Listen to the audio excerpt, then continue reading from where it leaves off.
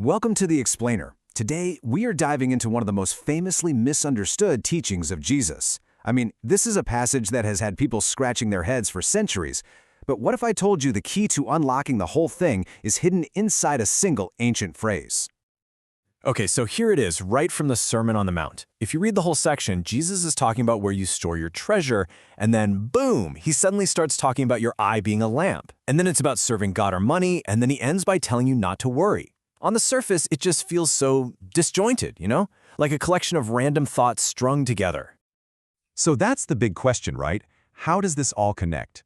It really feels like we're missing some crucial piece of information, some kind of key that would make all these different ideas snap together into one single coherent message. And it turns out that feeling is exactly right. The source material we're looking at today points out that to solve this puzzle, we can't just keep staring at the words on the surface. The secret isn't in the words we're reading in English or even Greek, but in what got lost in translation. You see, the original audience, the people who were actually there listening to Jesus speak, they wouldn't have been confused for a second. And that's because the phrase we often read as a healthy eye or a good eye, well, that was part of a common Jewish saying that everyone at the time would have recognized instantly. And this one idiom, this one little phrase, it just brilliantly lights up the core of the entire teaching. So let's take a look at the original concept Jesus was actually pointing to, the idea that unlocks this whole passage.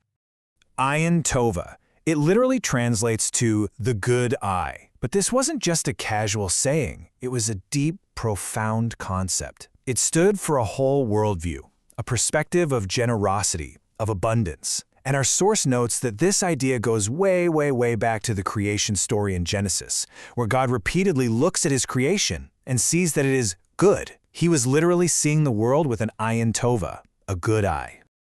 So here's the crucial point. Jesus isn't really talking about physical eyesight at all. He's presenting a choice between two completely, fundamentally different ways of seeing and interacting with the world around you. And this is what that choice looks like. On one hand, you have the good eye, the ayin tova, which sees the world as full of abundance and potential. It leads to a generous spirit. On the other hand, you have the bad eye, the ayin ra'ah, which sees a world of scarcity and flaws. It leads to fear, to mistrust, to anxiety. So this isn't about optics, It's about your entire life's operating system. And this wasn't some new idea that Jesus just invented. It was deeply woven into Jewish wisdom, like this verse right here from Proverbs. Having a bountiful eye, which in the original Hebrew is literally a good eye, was directly connected to being blessed. Jesus was tapping into a rich tradition that his audience would have known by heart.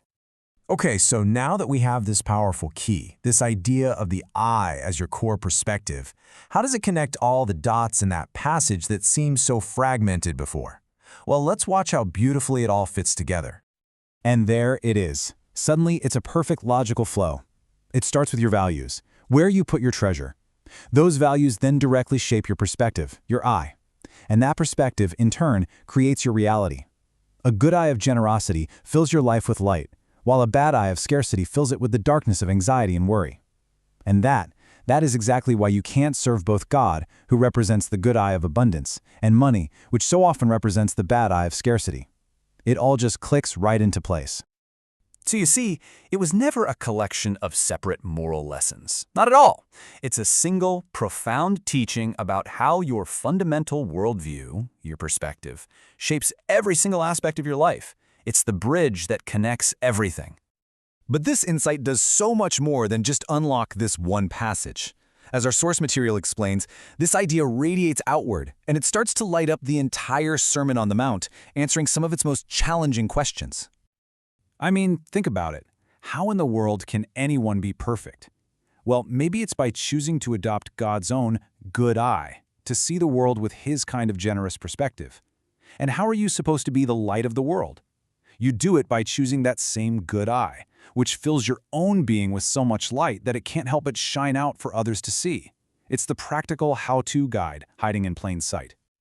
So this is really the ultimate takeaway, the mind-blowing part of this teaching. Jesus is saying something incredibly radical here. The world you actually experience isn't just something you passively observe. It's a direct result of the lens you choose to see it through. Your perspective is an active, creative force in your life. And in the end, that leaves all of us with a really powerful personal choice. This isn't just about understanding some ancient texts, it's an invitation to stop and examine our own perspective. What beauty, what potential, what abundance might we be missing every single day simply because of the way we've chosen to look at the world?